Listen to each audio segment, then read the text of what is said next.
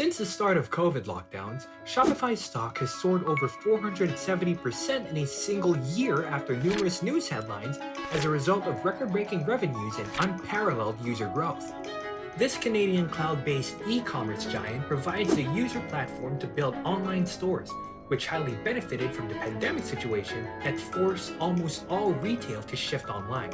Since 2018, Shopify has grown into a world-class organization serving millions of merchants in more than 175 countries. However, as of now, Shopify's stock is currently down 85% from its pandemic peak, received multiple negative analyst and news reports, and seemingly struggles to consolidate their losses. So it begs the question, what went wrong? And considering the relatively cheap price of their stock currently, is Shopify a good investment right now? As the demand for Shopify skyrocketed, Shopify made a strategic bet that the channel mix, the percentage share of dollars that travel through e-commerce rather than physical retail, would permanently leap ahead by 5 to 10 years. 2020 seemed to entirely reflect this prediction, with the e-commerce adoption rate ballooning to 50.5% from pre-pandemic levels and over a year-over-year growth rate of a staggering 31.8%. However, this growth was relatively short-lived. Statistics show that the growth of online retail has been largely reset to pre-pandemic levels at an above-average rate of 14% year-over-year. 2022 is turning out to be a more transitional phase in which sales in e-commerce is defaulted to the pre-COVID trend line and is now pressured by persistent high inflation, geopolitical tensions, thin profit margins, and a revenue slowdown. In response to these external threats, Shopify subsequently laid off 10% of its workforce on July 26, 2022. However, as of now, Shopify's Q2 update shows an uplifting trend from the recent news and outlook. Total revenue in the second quarter grew 16% year-over-year to $1.3 billion, which represents a 3-year compound annual growth rate of 53%. Monthly recurring revenue increased to 13% year-over-year to $107 million.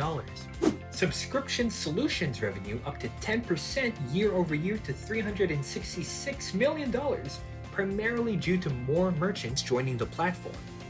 Gross profit dollars grew 6% to $656 million year-over-year.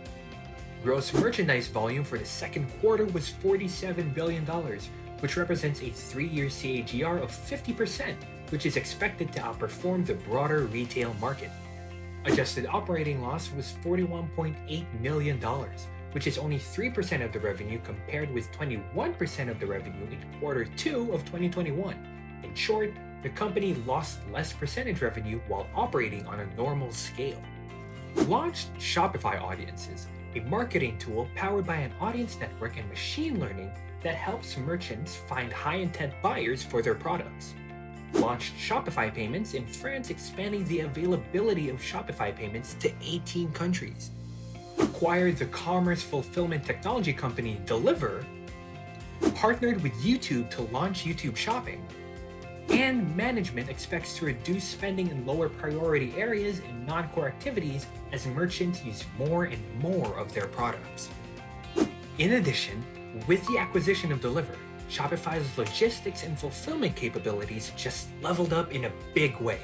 On July of 2022, Shopify acquired all of Deliver's outstanding securities in a transaction valued at approximately $2.1 billion, consisting of $1.7 billion in net cash and $0.4 billion in Shopify Class A subordinate voting shares.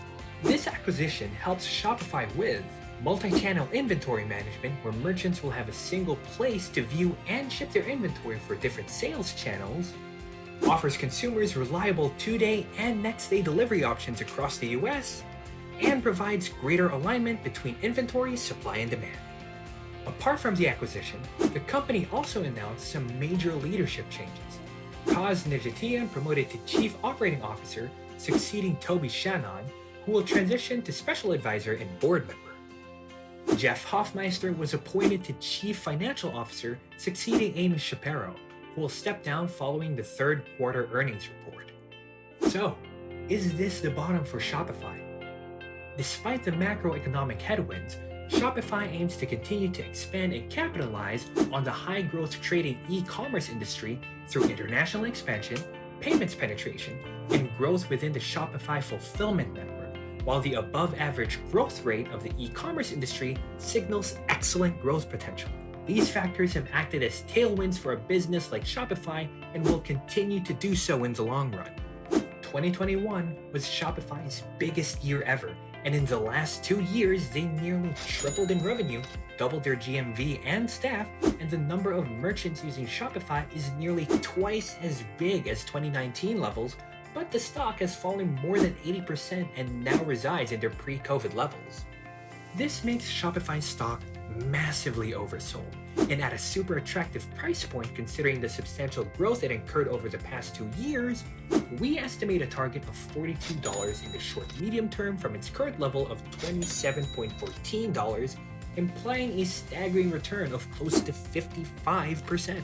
With an expanding solution portfolio, a recent major acquisition, the recent pullback in stock price, and the global markets showing signs of bottoming out, Shopify stocks looks all set to bounce back from key support levels.